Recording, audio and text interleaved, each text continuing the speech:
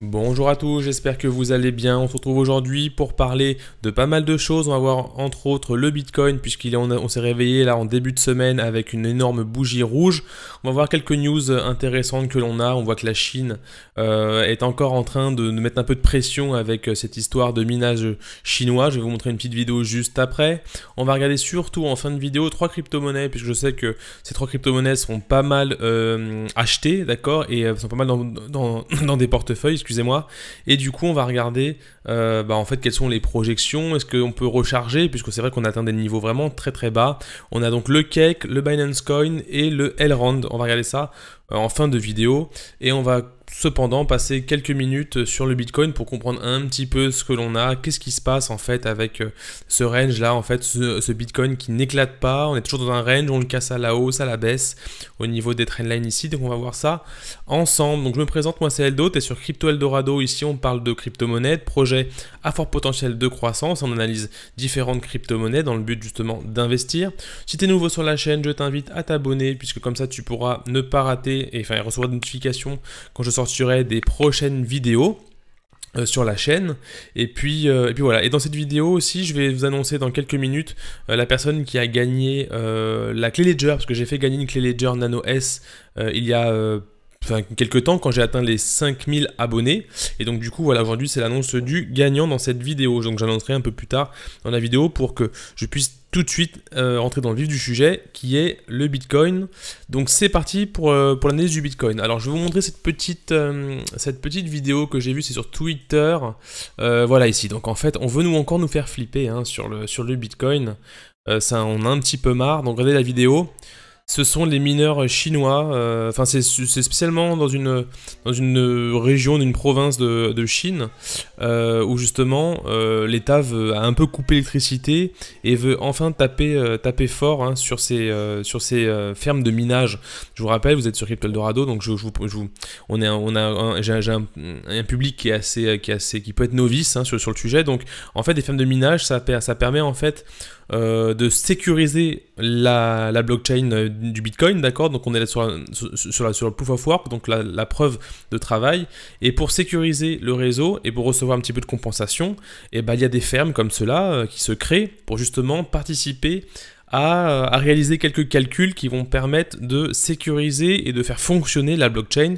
Blockchain, donc du coup, qui est le protocole, la technologie sur laquelle reposent toutes ces crypto-monnaies que vous connaissez, Bitcoin, Ethereum, etc. etc. Vous me dites en commentaire si vous voulez plus, si vous êtes novice sur ce sujet-là, si vous voulez plus d'informations.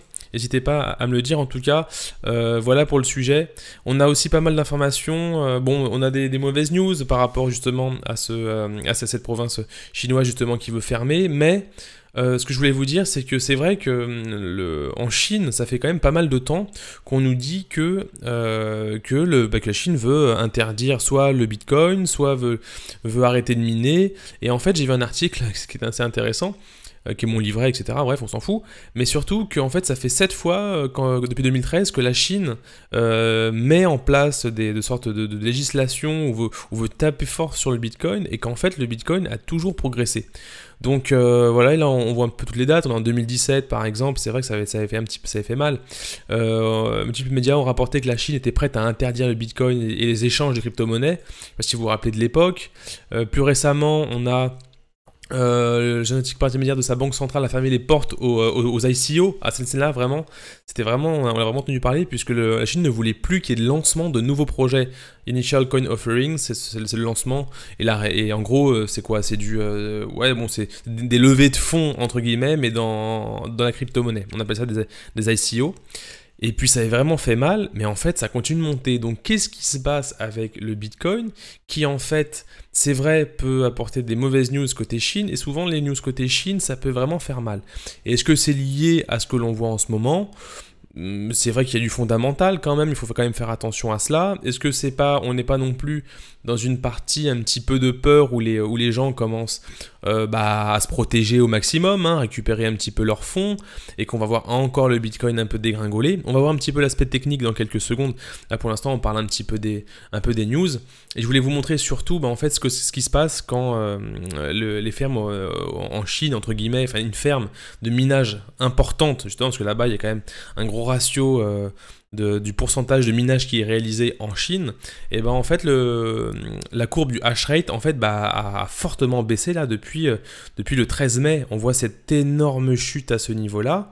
Le hash rate en fait c'est le hash en fait c'est le calcul qui est effectué, et en fait ça c'est le taux de calcul qui est effectué par seconde pour sécuriser la blockchain. Et on voit en fait que ce taux a complètement, ce total du taux hash rate a complètement diminué.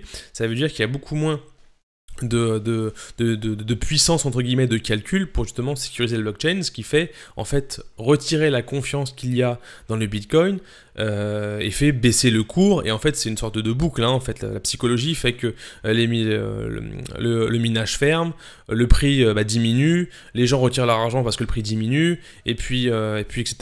Donc en fait on est dans une boucle, et jusqu'à où cette boucle va-t-elle aller en fait? On le voit qu'on l'a déjà eu plusieurs fois, ces grosses chutes.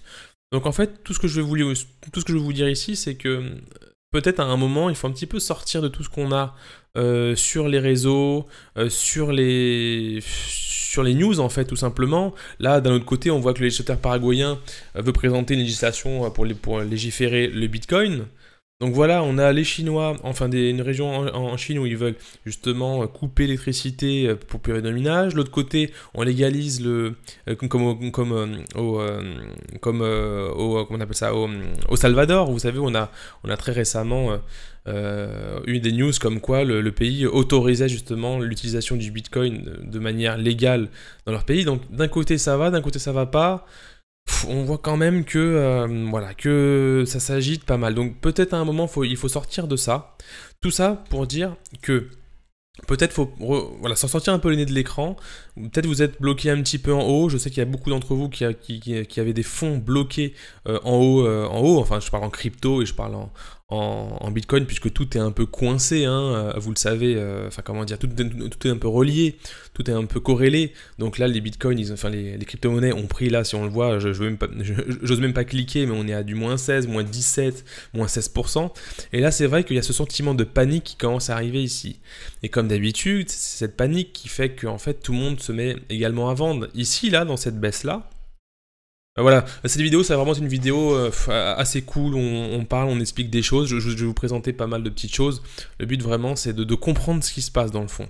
Ici, dans cette grosse liquidation, ici, on a eu en fait la liquidation des gens qui sont rentrés ici en levier. Vous savez, ici, on était dans une configuration, on pouvait s'attendre ici à une compression et à une explosion to the moon, hein, vraiment vers les 60, 70 000, c'était vraiment l'euphorie.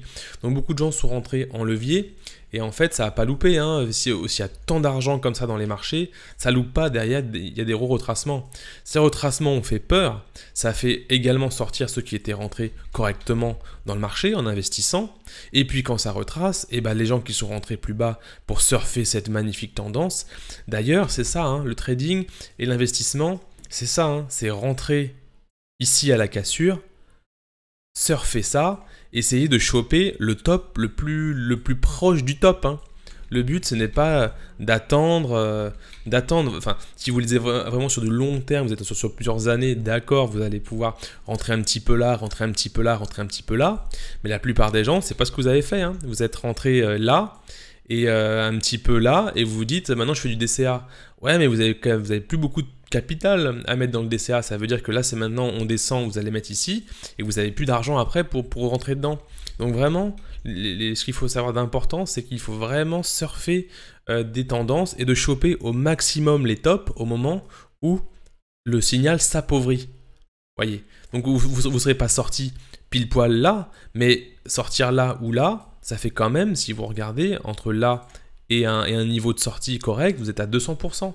Et il ne faut pas en vouloir beaucoup plus, en fait, c'est ça qu'il faut comprendre, c'est si vous voulez gagner un x12 très rapidement, allez dans des cryptos qui viennent de sortir en espérant faire un x12 en quelques jours. Mais sur le Bitcoin, sur les crypto-monnaies qui ont des fondamentaux entre guillemets assez solides, hein, etc., c'est pas des pumps en x12 que vous ferez.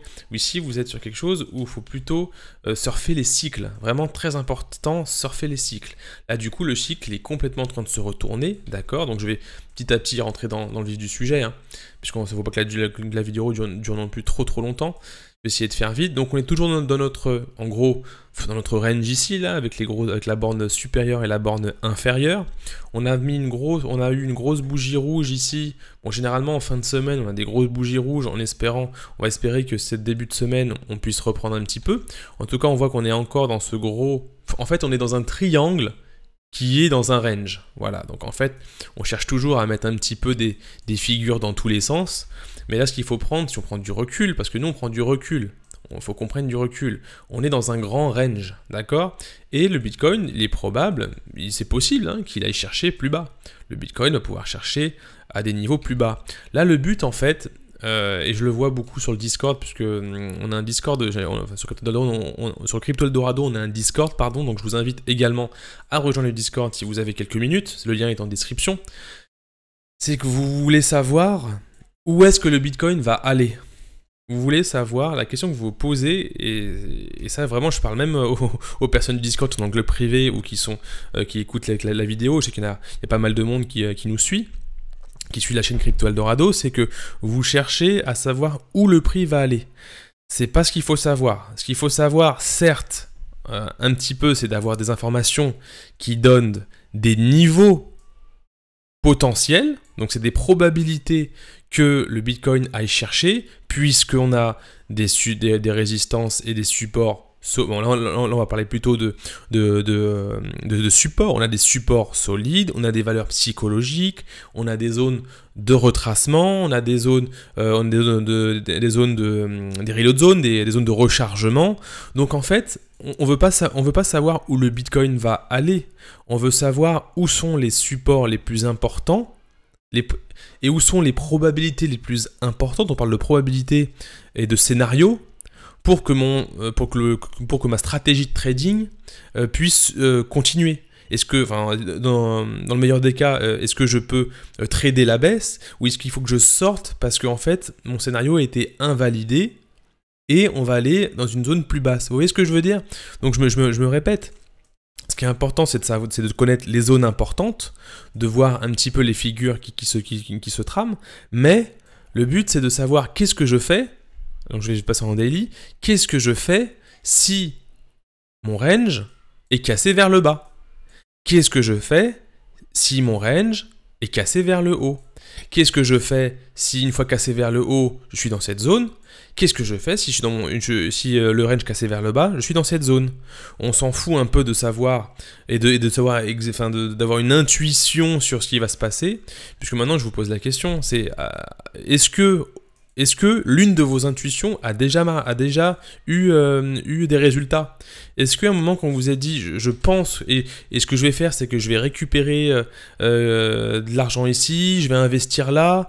D'ailleurs je pense que beaucoup ont déjà peut-être investi sur ces baisses en se disant oui ça va continuer. Et là vous voyez que c'est en train de retracer. Donc j'espère que vous avez mis des positions de stop pour sortir. Mais en gros voilà, je veux qu'on évite cette question de où est-ce qu'on voit le prix, où est-ce que ça va descendre. Personne ne le sait. Par contre, les questions qui peuvent être importantes à poser comme question, c'est qu'est-ce que je peux faire, quelle zone je peux surveiller qui justement invaliderait mon scénario et où je vais me dire il faut que je commence à sortir.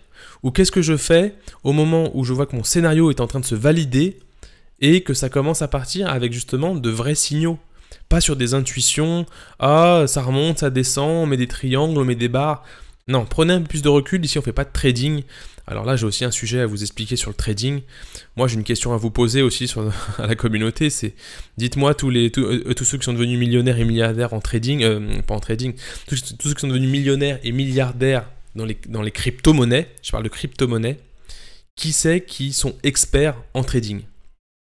Voilà, je vous pose la question, qui est expert Si vous en avez, je suis vraiment curieux de les avoir en commentaire, donnez-moi, et faites vos recherches, comme ça vous pourrez me donner des contre-arguments, qui est devenu millionnaire ou même avoir fait des plus-values très importantes en étant expert de trading. Voilà, bon, je pense que ça laisse à réfléchir. Pour ça, je reviens sur le Bitcoin très rapidement. On est encore dans notre range, on attend que notre fabuleux triangle ici, on casse ou pas, la hausse à la baisse. Vous avez vu qu'on l'a cassé ici, qu'on l'a réintégré. Donc la cassure du triangle, ça aurait pu éventuellement donner un signal. Peut-être ce pullback ici, avec un redépart vers le haut, un petit W qui se trace ici, et aux alentours des 38 000 $, avec un stop plus bas. Mais vous voyez, on s'est encore fait avoir. Enfin, encore ça fait avoir. Ceux qui tradent ça vers le haut se sont fait avoir. Ceux qui sont ici en short, vous pouvez espérer vraiment avoir ici des beaux M qui se mettent en place. Une belle structure pour aller chercher plus bas. Hein.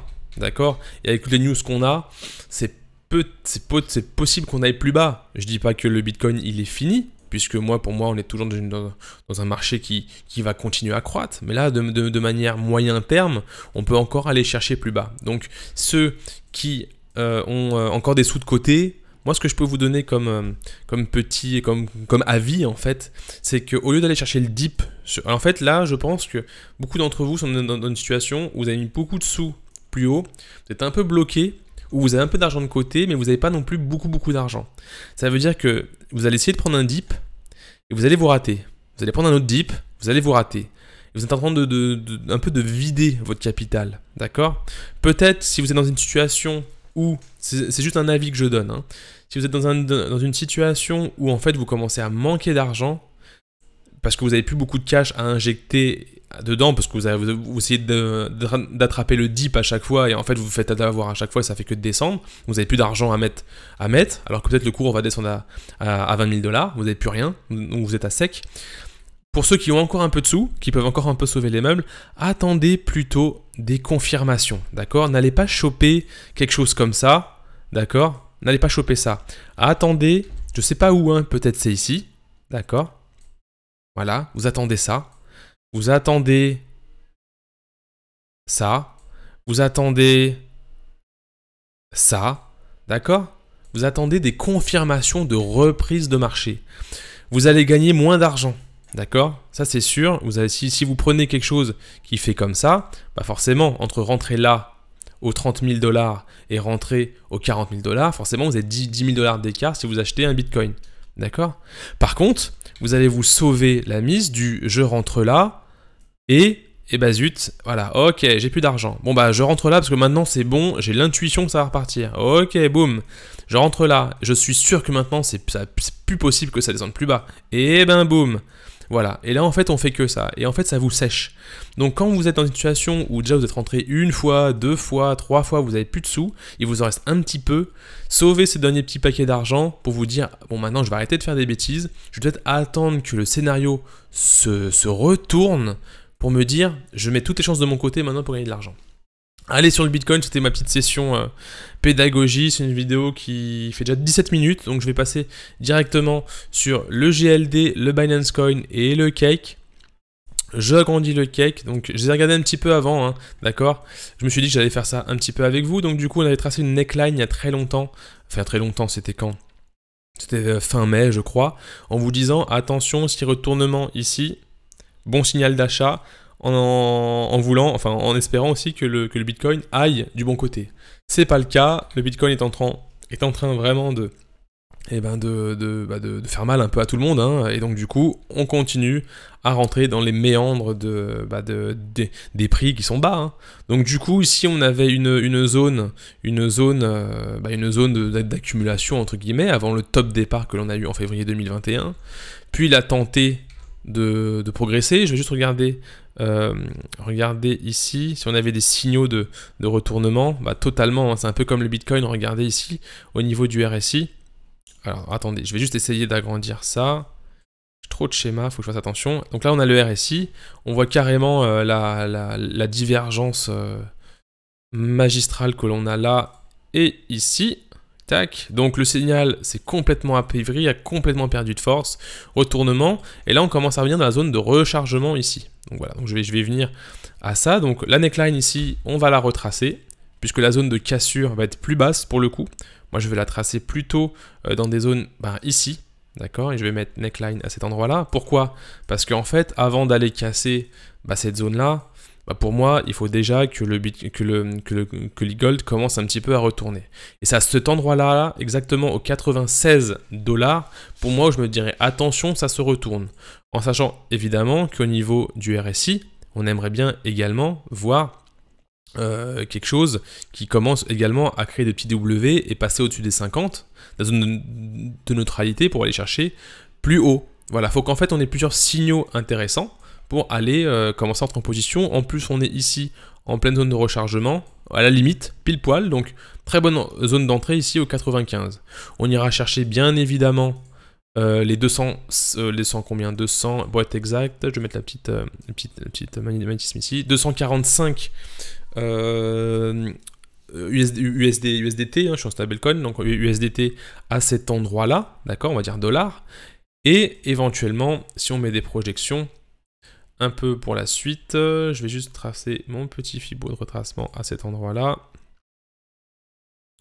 hop, tac, et je vais juste faire mon extension ici, clac, et on va aller chercher, une fois, si on casse, hein, bien évidemment, si vraiment ce scénario se réalise, on ira chercher éventuellement ici les 425 $, d'accord, donc attention bien évidemment, on attend les zones je vais mettre ça en take profit, à la limite, tac, et voilà, et cette zone ici, hop, on va en mettre une ici, puisqu'en fait c'est à l'entrée des 1.618, d'accord, bon, je vais carrément la mettre ici en gros, d'accord, donc je vous montrerai aussi comment créer cette extension, vous pouvez copier les différentes valeurs à cet endroit-là, donc voilà, donc premier niveau, au niveau de la TH à cet endroit-là, à 245, une autre zone ici à, entre les 356 et 425 $, ça nous fait combien entre la neckline et la TH, ça fait 154, et jusqu'à le bas, on est à 266 et 338% de performance. Donc voilà, on est dans une zone de rechargement ici, on est en train de tenir au maximum ici. Regardez si je vous montre ça, et après je vais passer directement au cake. Ça a tapé ici une fois, ici, et là on est en train de retravailler en fait cette zone là. Donc en fait ici, je vais juste vous montrer avec un gros rectangle, ce sera plus simple, parce que là ici on va parler de plus de zones que d'impact. Même je le prends à ce niveau là. Regardez ici, on a un support vraiment très important à 74 $. Je vais le passer ici en support comme ça, voilà. En fait, c'est une zone qui est un peu forte, et c'est ce qu'il faut surveiller. Si vraiment on commence à s'enfoncer, bon bah ça serait vraiment un autre scénario qui serait à privilégier ici. Voilà, ici, là, il faut vraiment que ça tienne pour qu'on puisse avoir quelque chose qui se retourne un petit peu. Sinon, on irait encore chercher beaucoup plus bas, hein, des zones comme ici, par exemple. Hein. Ici, là, ça va pas beaucoup travailler. Hein. D'accord? Ici, jusqu'à là, là. Tac. En fait, cette zone de volume pourrait servir de support ici. Voilà.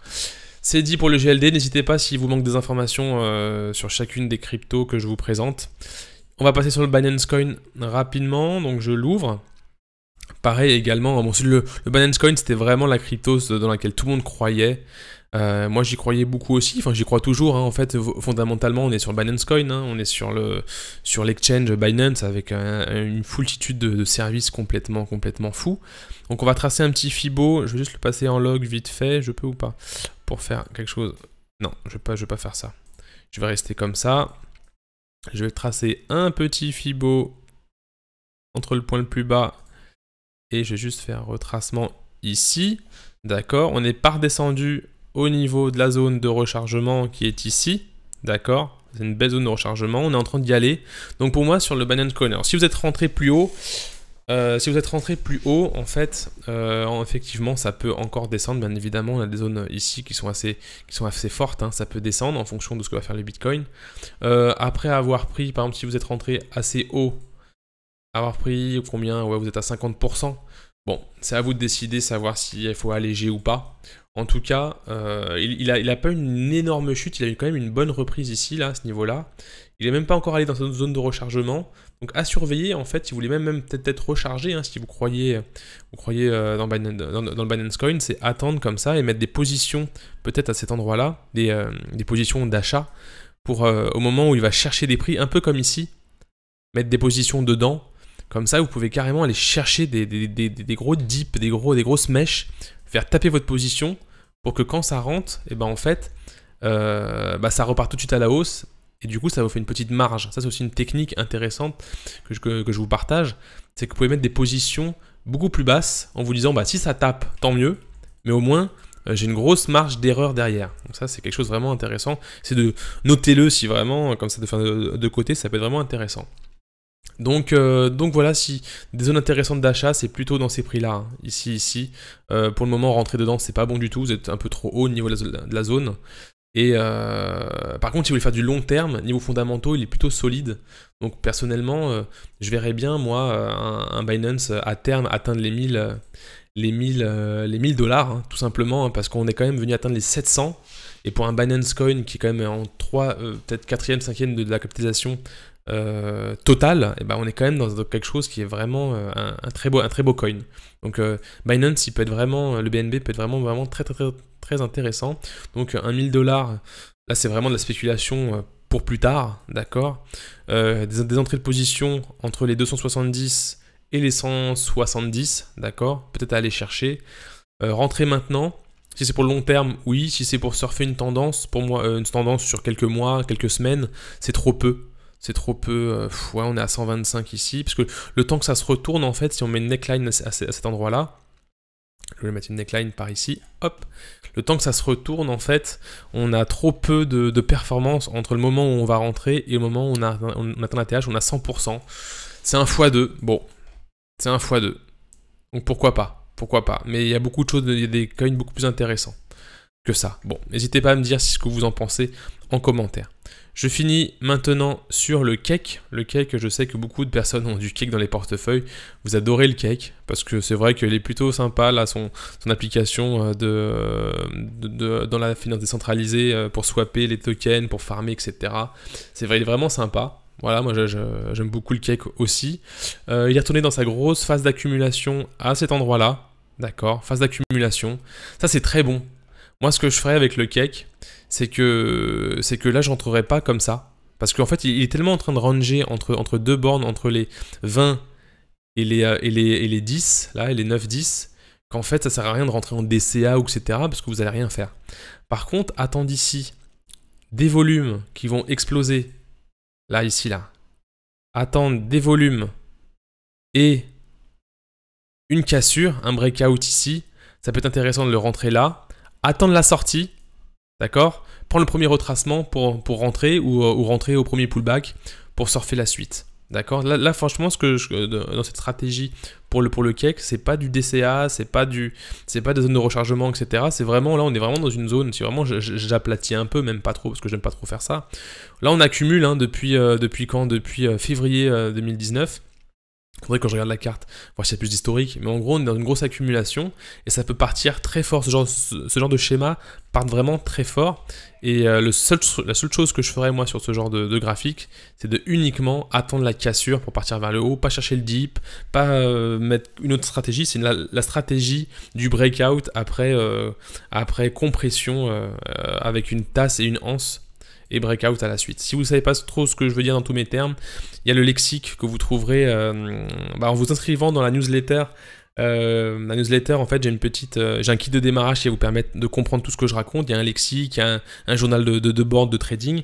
Donc juste dans la description, vous avez justement, je sais plus ce que j'ai mis, télécharger le kit de démarrage. Donc vous aurez un lexique dedans. Donc n'hésitez pas à mettre votre mail et je vous envoie ça par mail dès que vous le laissez, en fait, dès que vous l'enregistrez. Voilà pour le cake. Donc ça c'est dit. Maintenant j'en viens au gagnant. Ah bah oui, j'ai mis un petit peu de temps pour donner le gagnant du concours. Là du coup c'est la gagnante. Alors désolé, mais tous les hommes je pense vont tout de suite partir. Et c'est l'abonné Florence Ruffin. Donc j'ai son abonnement devant les yeux. Alors attention, je vais juste faire comme ça. Hop. Voilà, c'est Florence Ruffin. Voilà, bon bref, je connais pas, hein. C'est quelqu'un qui a mis un commentaire sous la vidéo. Et puis voilà, donc je mettrai une petite réponse, et puis ça je pourrais demander ce qu'il faut pour envoyer la clé Ledger. Donc je félicite cette personne, et voilà, je félicite cette personne, et puis j'espère qu'elle fera bon usage de ces clés Ledger. Je continue sur le reste, je reviens juste sur le cake. Donc j'ai un peu fini. Qu'est-ce que je voulais vous dire exactement? Bon, de manière générale, voilà, dernière chose, c'était un petit peu sur ce schéma Et je vous le présenterai la prochaine fois. Là, ça y est, la vidéo est un petit peu longue. N'hésitez pas à me mettre un petit pouce bleu pour me donner un petit peu de force par rapport à cette vidéo. C'est une vidéo un petit peu longue aujourd'hui. Donc voilà, n'hésite pas à me mettre un petit pouce bleu et à me mettre un petit commentaire si tu veux plus d'informations. Je te dis à très bientôt pour une prochaine vidéo. Et puis bientôt. Allez, ciao, bonne semaine.